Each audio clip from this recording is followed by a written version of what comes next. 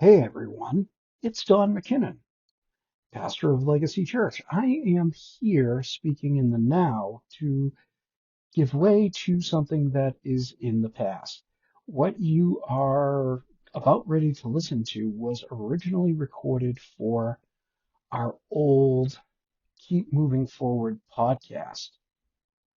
And we decided that as we were recording the material for seasons 2 and 3, this go round, rather than toss this material because it was good, we just decided to record this buffer that we're going to use on all 3 broadcasts and let you know that this is an old recording that was never put out there before, but the material we felt was a must to listen to.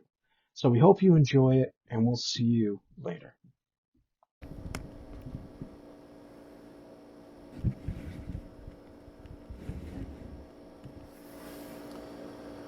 Welcome.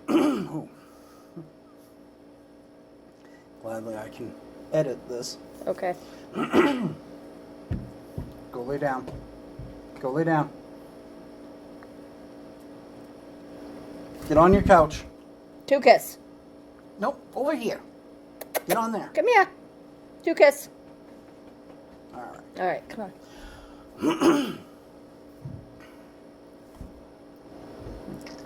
All right.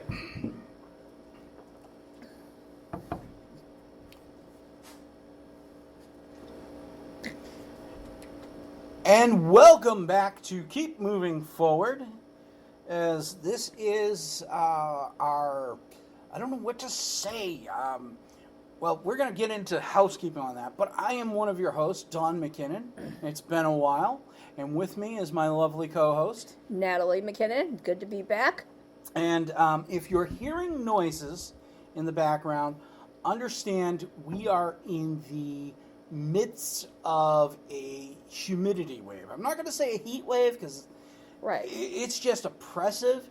And It's terrible. yeah, and so this year I'm not trying to run a AC in my office to help with church bills. So we are downstairs in the children's area of the church, and we have a dehumidifier, I should say, going on, and that's how humid it is. Downstairs, it's cool. It's cool, nice and down. It feels like an AC is on, but if you're hearing that noise, the dehumidifier is on. So, anyway, it's been a while. We're going to talk about something that we got going on. And by the way, if you hear a yawn or something, Natalie and I are not bored. It's Natalie's ESA dog, Casper. He is down here with us, and sometimes he just hates it when Mommy and Daddy talk. Don't pay attention enough to him. Yeah. Anywho, just glad to be back. We got some housekeeping to do. It's been a while. Yes, it has. And we're gonna get into it right now a little bit. So here's the thing. Excuse me. So in the past, we have talked about piggybacking off of events. Mm-hmm. And we did this for several years. The town has an event called Chain of Lights. It's a Christmas event. We have done it proudly for 4 out of the 5 years or so that we've been here. But this year, being year 6, we decided it's time for a change. Usually around the 5th year, you start tweaking Changing stuff it that up. you're doing. Yep. So I'm gonna pass it off to Natalie to tell you what we're doing. All right. So God is really moving. We're really excited. And as much as we love doing Chain of Lights, we prayed and we really talked. And the Chain of Lights team, sat down and we prayed together and we talked and we presented it to the church about doing smaller regular events on a regular basis, like every other month, and see what the Lord does with that. So we wanted smaller events but with a bigger kingdom impact. So what I mean by that is when we did Chain of Lights, it was a very long event. We needed a lot of volunteers. It was really hard to have deep personal conversations with people because they were here for such a short period of time, and really get to know them and their stories and where they're coming from. So we started to pray, and we said, what would this look like if we did regular, smaller events? So we started to plan, and we came up with the idea of a family fun day. So we did it on July 8th, and we prayed. The weather wasn't looking good at the beginning of the week, and we prayed. We had a lot less volunteers as we did the previous year when we did Chain of Lights.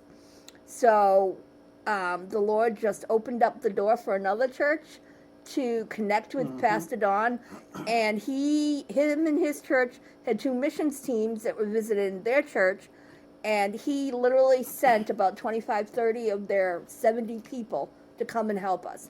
It was a godsend. God just worked all the details out.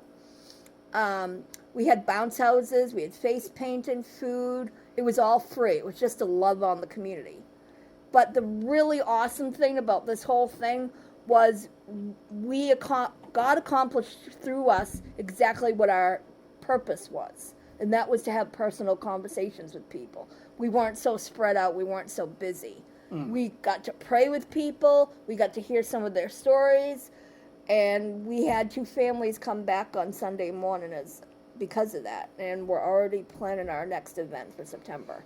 Right. And we've also got a couple of other families that have expressed interest. They didn't come back that following Sunday because, again, we're in this middle of whatever we want to call this. I don't know if you can say a humidity wave, but we've just had high humidity, and kids got tired and dehydrated and different things. So, but I think a lot of our people were very receptive to this change of changing it up to smaller events on a regular basis. Right. And we just used the funds that we had, and people donated their time, their resources. Yeah, we have people donating food. So the momentum's growing as far as just smaller events, And I got to say, we had a big godsend from that church, because the one thing was that church, I had taken one of our members to the hospital for day surgery.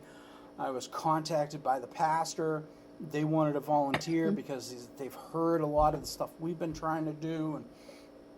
And then along the way, me and that person 2 days later are going to pick up the bounce house trailer, and it disconnected from the truck. And that guy calls me right at the right moment, like literally within a minute of it happening. And he sends 3 guys up our way. These 3 guys just lift the trailer up and put it right on the truck again, on the not the ball joint, but the toe ball, whatever they call that. And just really good. And God was in the midst of every detail. Yeah. The weather was beautiful, and the connections. And the conversations we had. So there was a lot of good stuff. Now, speaking of good stuff, so we have not been recording as often because we've been trying to focus on our church. We've been going through a period of pruning, and the vine dresser God has just been doing stuff, and we said we needed to focus on the church for a little bit. At the same time, I've been trying to keep things going with conversations, and so I wanted to time to sit down and write down ideas for episodes. And one thing that's going to be coming soon with this season is we are going to have a panel, an upcoming panel, talking about the pastor shortage. Now, I'm not going to go in depth here, but we're going to have myself And we've got pastors from the Deep South. We got pastors from the Midwest. We got one of the leaders up here in the Northeast. He's going to be on the panel. And then we've got a member of the North American Missions Board replant team who is going to be also a part of this panel. And we're going to talk about it because one thing about the pastor shortage that we've seen, and I know this is not going in depth, but one thing we've seen is churches are starting to dwindle down because they have a pastor retire and they are going 6, 12, 18 months without one, and now they're not sure what's going on. So we're going to discuss that. We're going to discuss how this ties into revitalization. Do we have a date for that yet? Well, as of this recording, we are still working out time because when we finally got the panel, set in stone, it was right before the SBC convention, and then everybody was going either on missions trips or away or whatever. So everybody's kind of coming together, but it looks like we may not get this recorded until sometime in August now. Okay. But it's definitely a panel that everybody strongly believes in. So it and needs to be done. needs to be done. Yes, So good. this is probably Something going to to be look forward to. right. It's probably going to be a 4-episode series. So we're going to record for an hour and a half, 2 hours, and then just cut those bits down, and I will put an introduction in there. Nice. And then we'll get back into the discussion. So then when you have the continuing episodes, then it encourages people to want to hear the next episode, Right, and so on and right. so forth. So, and then on top of that, for me, I've gotten into a new/old hobby. So my uncle, who passed away a couple of years ago, he used to be into ham radio, and I never followed him quite. In fact, I don't know whatever happened to all his equipment. It kind of saddens me knowing how much ham radio equipment goes for these days. But I kind of got into it because I saw a $20 walkie-talkie style ham radio, and I bought it, and then I found out I had to do the license, and so I start studying. I ended up signing up for the GMRS license, which you don't have to study for. And within a month of getting that, I took my test. I am now a amateur technician licensee, KC1TDH, or if you're on the radio, it's Kilo Charlie 1 Tango Delta Hotel. And that is my call sign, and I'm already studying for the general because Natalie's encouraging it. But the reason why I'm bringing that up is something that has been a discussion in our church by a couple of members who are actually also thinking about ham radio, is churches being an emergency station, Right. or because a lot of denominations, I know the SBC has their relief. I don't know if they have any ham radios in the SBC. Right. And I don't know. that's the one thing is, having this. And someone even suggested having a club. Right. And the big thing is the FCC. You can't hide your fact that you're a ham radio operator. Right. But the FCC lets the police and emergency services know, hey, this guy is a ham radio. Talk to him. He can help you. And you've also been able to make some good connections with even Yeah. people in town that live either in our town or the next town over. Mm-hmm. So I would suggest it as something for pastors right now. Is Absolutely. heavily think about getting into. It's a little bit of studying, but I think I began studying for my ham radio like a month before Yeah. I took the test. Yeah, about a month. And I'm taking a couple of weeks off, but I'm going to begin studying to get it for September or October. Sounds good. All right. So with that, we have a topic. We have a topic. We have a topic.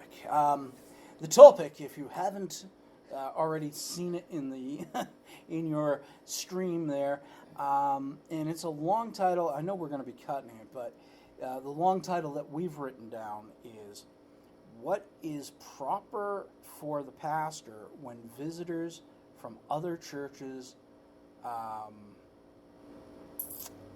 come to your church?" I'm trying to think of how to describe it. I'm looking at how I wrote it, and I realize that This is how I wrote it. Proper etiquette for pastors when visitors from other churches come to yours. yes. And why are we bringing that up? It's because we, as a revitalization, have been there. We've seen this with other churches. Is you have people who are coming in. They may be enamored by what you guys are doing. Want to leave their church and join. But what has happened in I don't know, we were talking about this before we recorded. Probably in the last 20 years, people aren't really coming forward with where they have attended church recently. Right. And so it leads to a lot But I think that should definitely be a red flag. Right. But a lot of things is, we look at it, the churches may not have a formal membership, so they don't think. A lot of these bigger churches, I don't think they really discuss what the proper leaving the church is like. Right. So there's a lot of places we can go. But right. A lot of avenues we could take this. The term is there. There's a proper etiquette. Proper etiquette, yes. 20 years ago, it used to be a person left, the First Baptist Church of USAville, and they decide to go to USAville Baptist Church, and the pastor wants to know why they're leaving that church. And if that's, the question becomes, is there biblical reasons? Right. Is there church discipline? What are the What things? are the reasons? And so that's why we have come up with a list of 6 things that we think pastors need to be aware of or do. So I'll introduce the first one. Yep. When they think their church is lacking because of something the other church is doing. Right. So in that case, what that is you have people that, like, they're going to a church, they love their church, but they feel that there's something lacking. They have a gnawing feeling. And they may say, well, we're going to go visit this church because we're on vacation. And that church may be, another local church, and they go to that church and they see the stuff that's going on there, and they start to wanderlust, I guess you could say, or they see the grass is greener because, hey, that's what's missing at our church.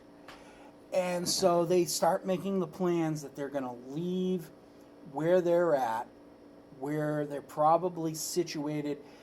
They may be parts of committees. They may be parts of Ministries, different things.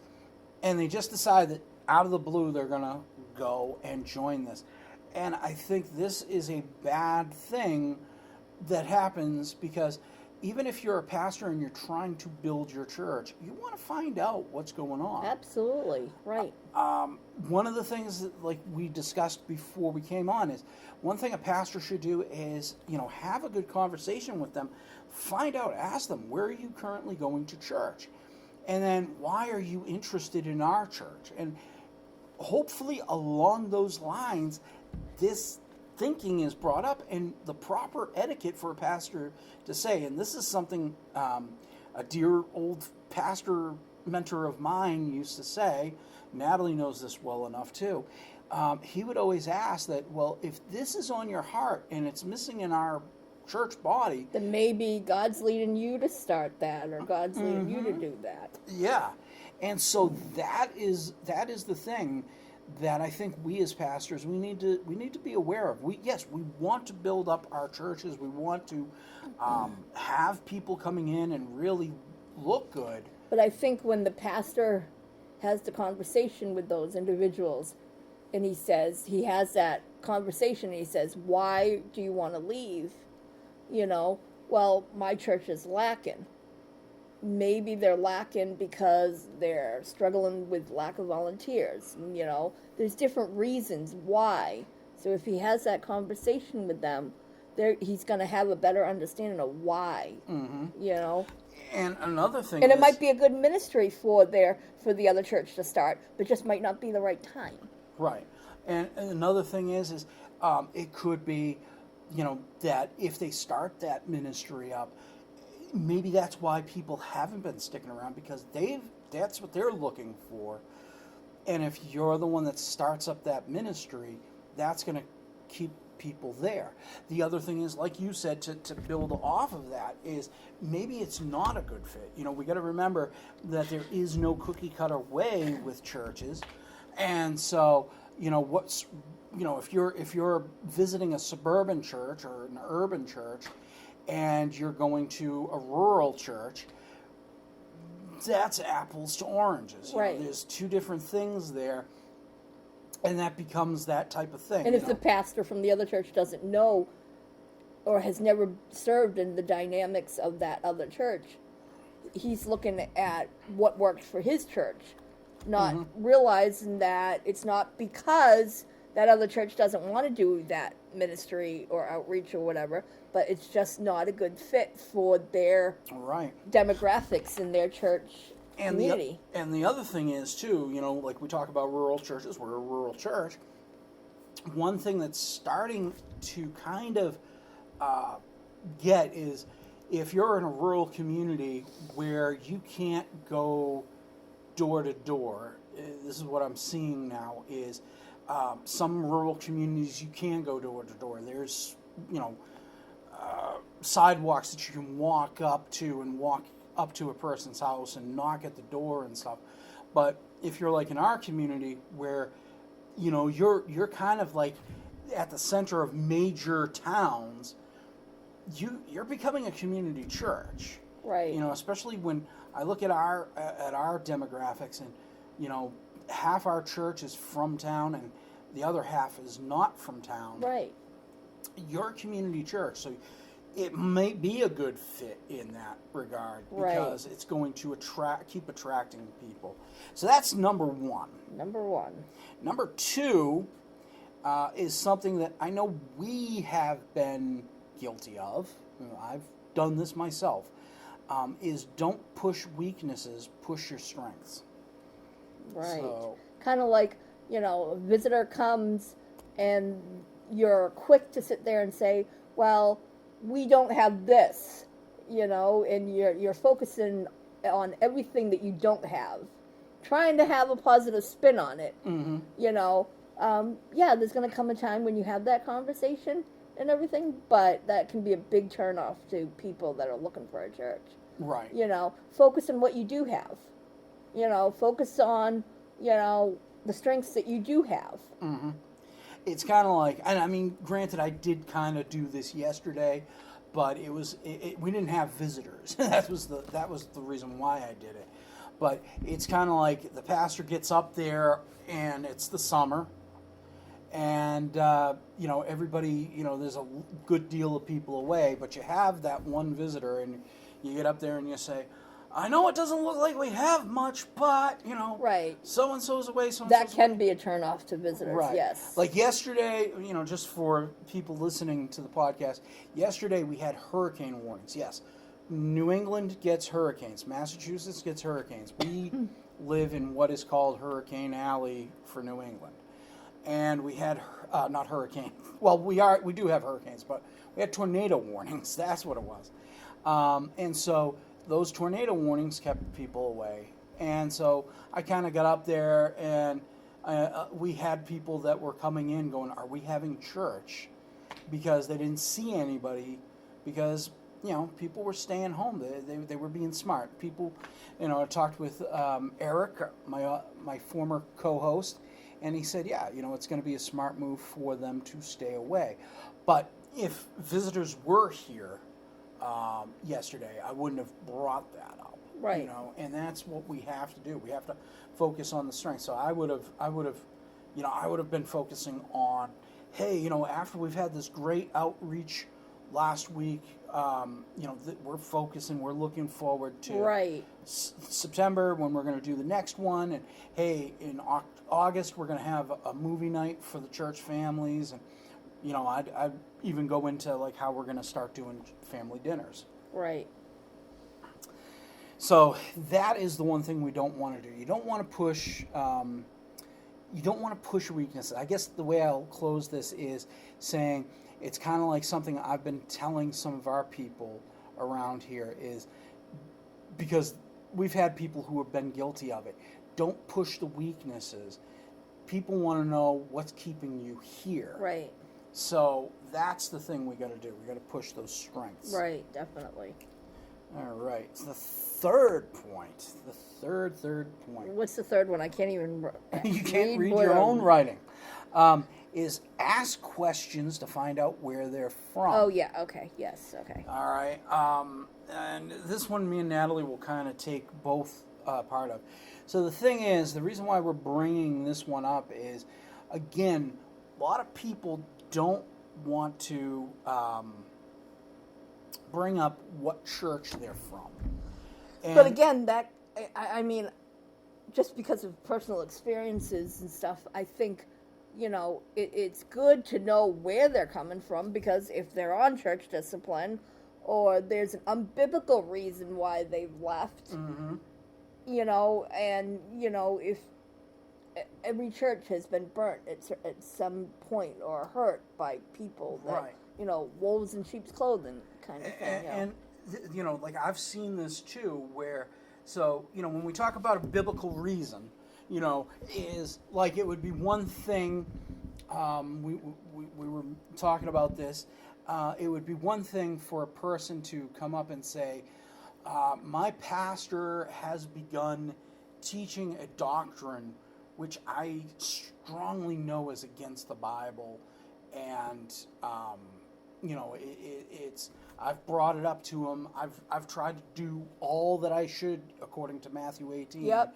And there are people within the church that are in agreement with him. So I've decided it's time for me and my family to begin looking for a new church home. That is a strong biblical reason. An unbiblical one would be, You know what? My pastor doesn't see my leadership potential, and man, I should be in leadership. I think I could run your youth group. You lack a youth leader. I want to be your youth leader. Choose me, pick me. or I don't get along with so and so in the church. We're a church family, but you're not going to get along with every single person Right. within. So, that becomes the thing is, you want to find out if their reasons are biblical Right. or unbiblical. And if they're unbiblical, you want to, as a pastor, the proper church etiquette there is going to be that mediator for Right. them. You may not be the person that, is going to sit down face to face, but maybe if you talk to, if you do say, hey, yeah, I do go to First Baptist Church, USAville, and I want, my pastor is John Smith, then you can call Pastor Smith up and be like, hey, listen, John and Jane Doe, John and Jane Doe came to the church, and they mentioned this to me, and I'm just bringing this up to you because, this is the situation, and they don't feel comfortable, and they didn't know how to approach you on this. And that would be the thing, to sit there and begin that dialogue. But I think people need to, especially if they're members of a church, you have the proper etiquette for a pastor, but you also have etiquette for members. Mm-hmm. And when they leave a church, they should, according to Matthew, should go to the pastor and let him know why they're leaving. Mm-hmm. Because if it was something that the pastor did, then they need to sit down and have a conversation about that. Right. Instead of just getting up and leaving. Right. And the other thing is, too, is I think, and part of, I should say, not an excuse, I have friends that would sit there and say, you're making an excuse, but not an excuse. It's something that really the church has done bad at recently, which is we don't focus on membership. There are churches where they count you as a member if you've been there for 6 months non-stop. They don't have a formal membership, and so it's been bad. Like the last 20, 30 years, There needs to be accountability. there needs to be accountability, but for a lot of these churches, especially larger churches where the numbers are getting so high, that's becoming an issue with a lot of churches, is how do we do proper church membership? And I know a lot of what we're seeing in revitalization, especially since it's smaller churches, is there is a new emphasis on church membership. So that's where we would want to go for that. Yeah. And bring that about. So that's what we're gonna have to kind of make that a focus, is do a class on church membership. You may not find out what's going on, but here's the thing: if the reason why they're leaving is unbiblical, Yeah. and then you're sitting there saying, okay, but we have a church membership class, which we do here at Legacy. A lot of people at that time, when they find out that you have a church membership class, they're like, whoa, so you guys are a lot more sophisticated than we thought. And then all of a sudden you see them turn tail, and now they're off to the next church. So, that's kind of a warning sign there. But, so All right.